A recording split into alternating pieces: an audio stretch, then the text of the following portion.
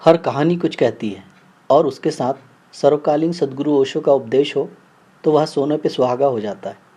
हम कहानियाँ और उपदेश तो बहुत ध्यान से सुनते और समझते हैं, लेकिन उससे कुछ होता नहीं सिवाय हमारे दिमाग के डिब्बे में कुछ और इकट्ठा होने के। हम कभी सोचते ही नहीं कि ये हमारे लिए उपयोगी है या नहीं, या हम इसका फ़ायदा कैसे उठा सकते हैं। तो सवाल ये नहीं है कि आप कितनी अच्छी या कितनी सारी कहानियाँ और उपदेश सुनते हैं। सवाल ये है कि आप उनसे अपने जीवन में क्या और कैसे जोड़ते हैं। नमस्कार दोस्तों, मैं आपका दोस्त देवव्रत। आज मैं आपके लिए सद्गुरु ओशो के संदेश के साथ कुछ कहानियाँ लेकर आया हूँ, जिसे सुनकर आपको कुछ ऐसा हासिल हो सकता है जो आपके जीवन मूल्यों को अवश्य बढ़ा सकता है। तो आइए शुरू करते हैं। बिहार में रहने वाले प्रसिद्ध ऋषि कहोड़ के यहाँ अष्टावक्र का जन्म हुआ था। वे एक प्रतिभाशाली बालक थे। उनके पिता एक कुशल उपदेशक थे, अतः वे बचपन में ही वेदों और शास्त्रों में पारंगत हो चुके थे। अष्टावक्र नाम का अर्थ है 8 जगह से टेढ़ा। उनका जन्म ऐसी ही शारीरिक विकृति के साथ हुआ था। छोटी उम्र में ही वे विद्वानों के आश्रम में रहकर संस्कृत सीखते रहे और शास्त्रों में जीवन दर्शन को समझते रहे। अष्टावक्र संहिता, जिसे आमतौर पर अष्टावक्र गीता के रूप में जाना जाता है, उनकी गहरी दार्शनिक शिक्षाओं का एक संग्रह है। ब्रह्मांड के साथ आत्मा के मिलन की वास्तविकता को दर्शाता है। अष्टावक्र के अनुसार वास्तविकता में जीना सहज है और तात्कालिक मीन्स टेम्परेरी हो सकता है। सद्गुरु ओशो कहते हैं, यह पहली चीज़ है जिसे आपको ध्यान में रखना होगा। ऐसी क्रिस्टल स्पष्टता, खुले आकाश जैसी अभिव्यक्ति जिसमें कोई बादल नहीं दिख रहा हो। आप किसी भी रूप को नहीं देख सकते हैं।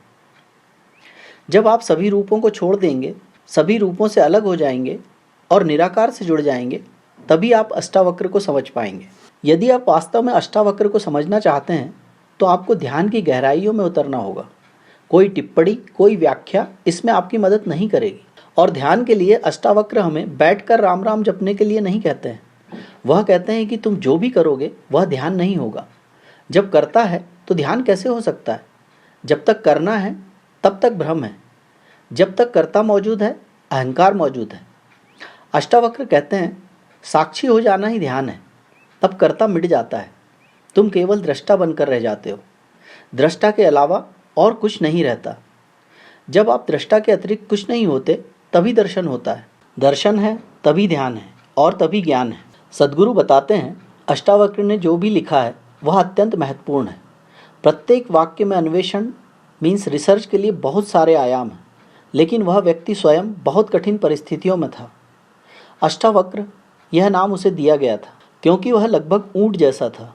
उसका शरीर 8 स्थानों पर विकृत था। एक पैर लंबा, एक हाथ छोटा, उसकी पीठ मुड़ी हुई थी। 8 स्थानों पर वह विकृत था।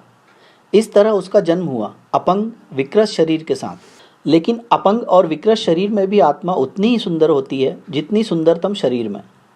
अक्सर आंतरिक परिवर्तन बाहरी को बदल देता है। केंद्र का बदलाव परिधि पर भी दिखाई देने लगता है, यदि बाहरी बहुत कठोर ना हो। लेकिन बाहरी कभी भी भीतर को नहीं बदलता। अष्टावक्र प्रबुद्ध हो गया, लेकिन उसका शरीर इतना कठोर था कि उसके आंतरिक परिवर्तन के साथ उसमें बदलाव नहीं हो सका। उसकी आंखों में सुंदरता झलकने लगी, लेकिन पूरा शरीर अस्त व्यस्त ही रहा। कहानी कहती है कि उन दिनों भारत के सम्राट जनक थे और उन्हें दार्शनिक चर्चा, फिलॉसफिकल डिस्कशन में बहुत रुचि थी।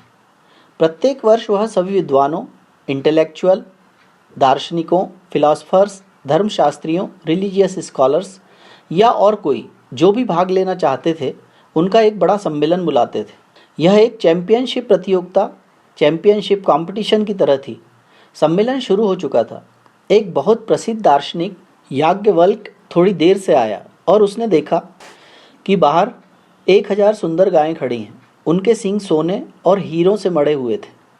वे सब चैंपियनशिप जीतने वाले के लिए इनाम में दी जानी थी। गर्मी का दिन था और गायों को पसीना आ रहा था। उन्होंने अपने शिष्यों से कहा, तुम इन गायों को ले जाओ। जहाँ तक प्रतियोगिता जीतने की बात है तो मैं निश्चिंत हूँ, मैं ही जीतूंगा। यहाँ गर्मी में गौ माताओं को कष्ट क्यों हो? जनक भी उसे रोक नहीं सके, क्योंकि वह जानता था कि वह लगातार पिछले 5 वर्षों से चैंपियन रहा है और इस बार भी वह चैंपियन बनेगा, क्योंकि उसे हराने वाला कोई और था ही नहीं राज्य में। जीतने से पहले ही इनाम? ठीक नहीं, लेकिन उसकी जीत निश्चित थी। सब जानते थे, इसलिए किसी ने आपत्ति नहीं की। और उसके चेले सारी गायें ले गए। जिस समय याज्ञवल्क्य चर्चा कर रहे थे उस समय सम्मेलन में अष्टावक्र के पिता भी मौजूद थे। घर पर उनकी माँ अपने पति के घर आने का इंतजार कर रही थी। देर हो रही थी और भोजन ठंडा हो रहा था, इसलिए उसने अष्टावक्र को अपने पिता को बुला लाने के लिए भेजा, क्योंकि वह भी जानती थी कि वे प्रतियोगिता नहीं जीत सकते, तो व्यर्थ में अपना समय क्यों बर्बाद करें। अष्टावक्र गए।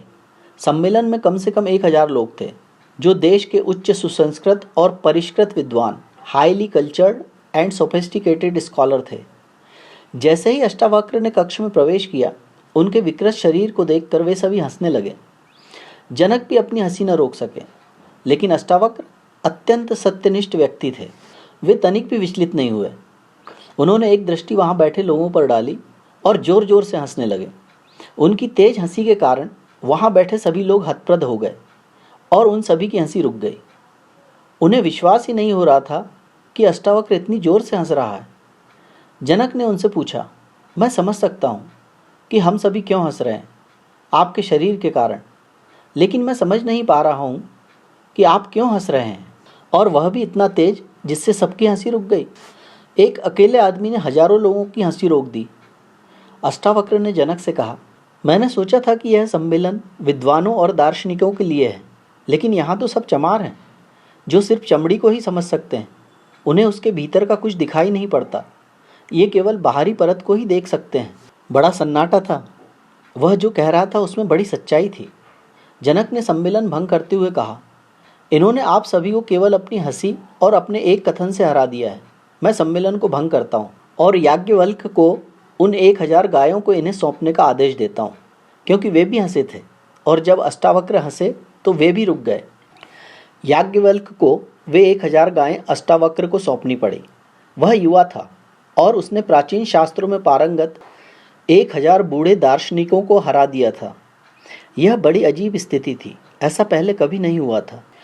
और फिर शुरू हुई सम्राट जनक की अष्टावक्र से लंबी पूछताछ। उन्होंने प्रश्न पूछे और अष्टावक्र ने उनका उत्तर दिया। प्रत्येक उत्तर अपने आप में बहुत अधिक अर्थ और महत्व रखता है। वह बाहर नहीं जा सकता था, क्योंकि वह जहाँ भी जाता लोग हंसते, कहते, उस आदमी को देखो, क्या तुमने इससे अधिक घिनौना कुछ देखा है। इसलिए अधिकांश समय वह घर में ध्यान करते हुए यह विचार करता, मैं कौन हूँ। निश्चित रूप से मैं शरीर नहीं हूँ, क्योंकि मैं इस शरीर के प्रति जागरूक हो सकता हूँ। मैं इस शरीर को भीतर से देख सकता हूँ। निश्चित रूप से वह जागरूकता शरीर से भिन्न होनी चाहिए। अपने अपंग शरीर के कारण उन्हें आत्मज्ञान का अनुभव हुआ। आत्मज्ञान के लिए शरीर के साथ तादात्म्य एकमात्र बाधा है।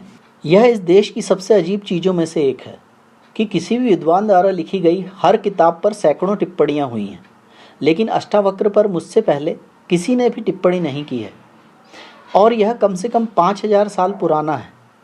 5000 साल तक किसी ने उनके बयानों पर गौर करने की जहमत नहीं उठाई, जो इतने महत्वपूर्ण हैं।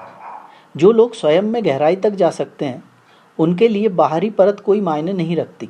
जिन्होंने अष्टावक्र में भी अद्भुत सौंदर्य देखा होगा, लेकिन वह बाहरी परिधि का नहीं, केंद्र का होगा। अक्सर आंतरिक परिवर्तन बाहर की परत को बदल देता है, यदि बाहरी परत बहुत कठोर ना हो, लेकिन बाहरी परिवर्तन से भीतर कभी कुछ नहीं बदलता। आपके पास लोगों की गहराई तक जाने वाली आंखें होनी चाहिए, जो तभी संभव है जब आप खुद के अंदर जा रहे हों। आप अपने आप में जितनी गहराई तक जाएंगे, उतनी ही गहराई से आप दूसरे लोगों के अस्तित्व को देख पाएंगे, और फिर एक बिल्कुल नई दुनिया अपने दरवाजे खोलती है। बाहरी सुंदरता आंतरिक सुंदरता की तुलना में एक अलग स्रोत से आती है। बाहरी सुंदरता आपके पिता और माता से आती है। उनके शरीर आपके शरीर का निर्माण करते हैं, लेकिन आंतरिक सुंदरता आपकी अपनी चेतना के विकास से आती है, जिसे आप कई जन्मों से लेकर आ रहे हैं।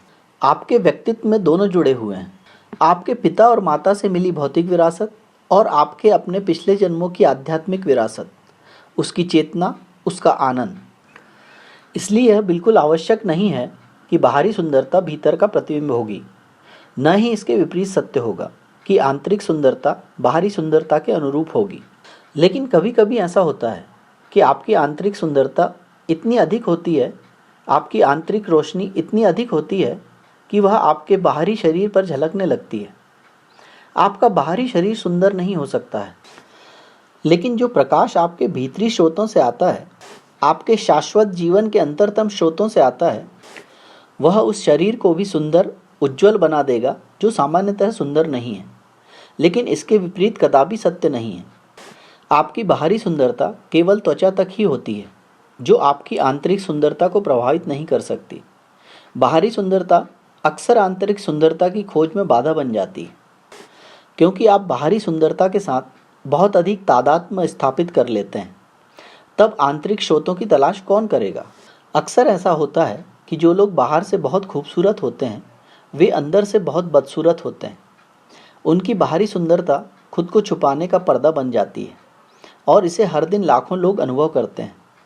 आप किसी स्त्री या पुरुष के प्रेम में पड़ जाते हैं, क्योंकि आप केवल उनकी बाहरी सुंदरता ही देख सकते हैं, और कुछ ही दिनों में आपको उसकी आंतरिक स्थिति का पता चलने लगता है, जो उसकी बाहरी सुंदरता से मेल नहीं खाता, और तब आपका प्रेम धुआं हो जाता है।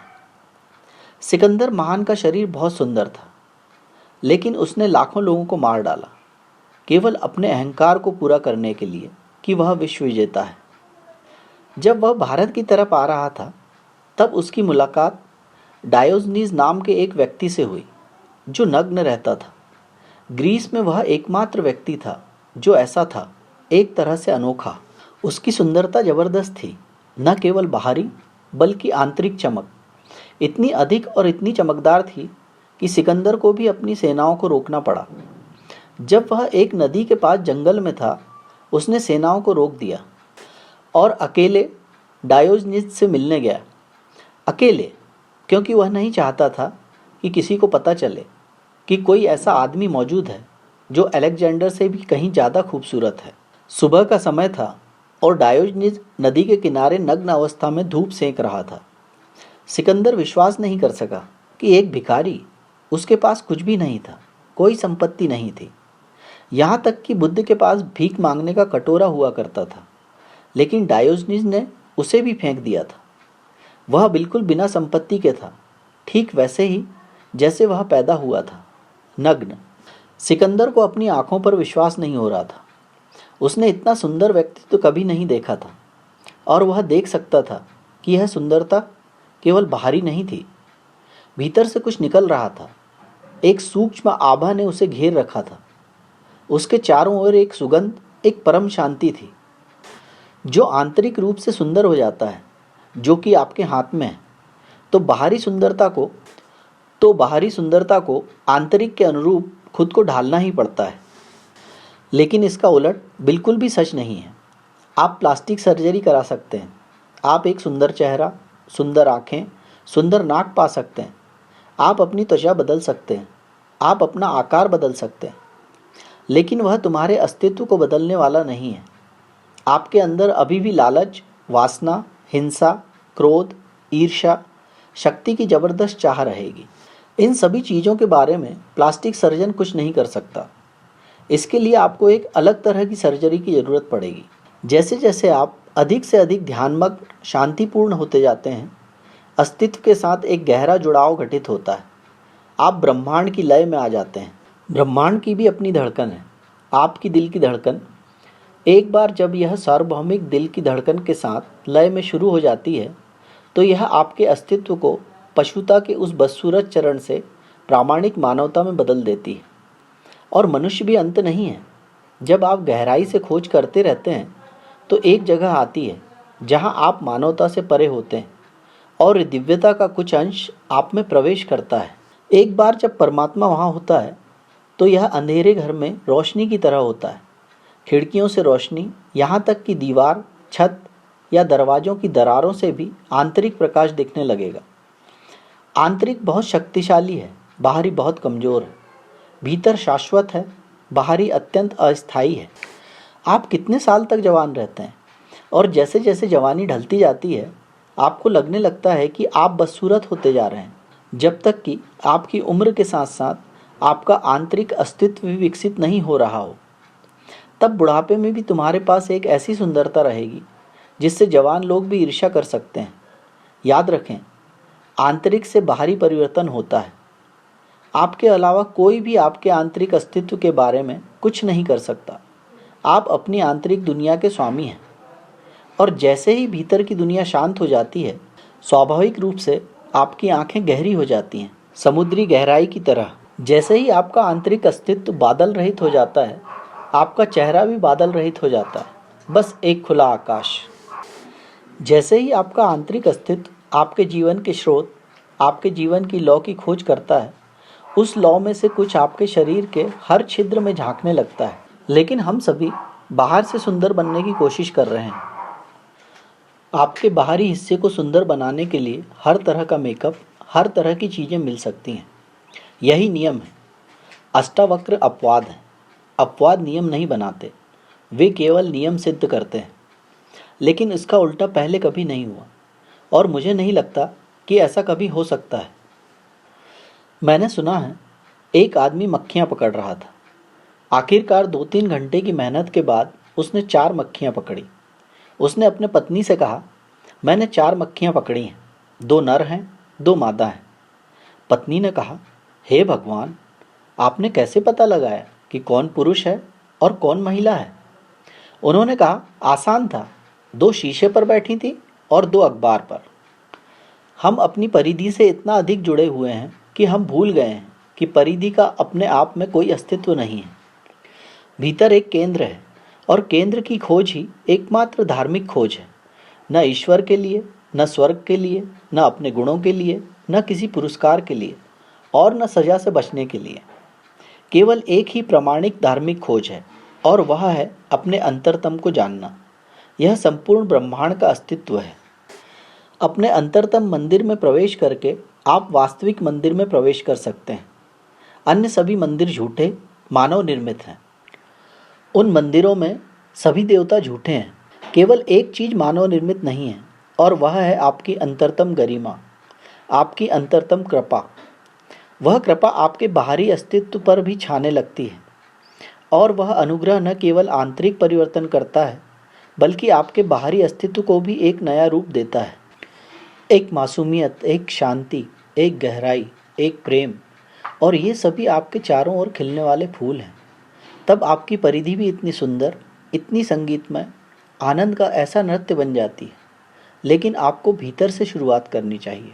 अपने जीवन मूल्यों में वृद्धि के लिए अपने इस दोस्त के वीडियो को लाइक और चैनल को सब्सक्राइब कर प्रोत्साहित करना ना भूलें और वीडियो को अपनों में शेयर कर अपने इस दोस्त के छोटे से प्रयास 2 फल ठहरें और अपने लिए सोचें।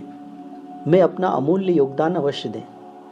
अगला वीडियो कल सुबह जरूर देखें। धन्यवाद। Thank you for watching. Please like and subscribe our channel and press the bell icon for upcoming updates. I pray you may always be healthy and happy. Thank you for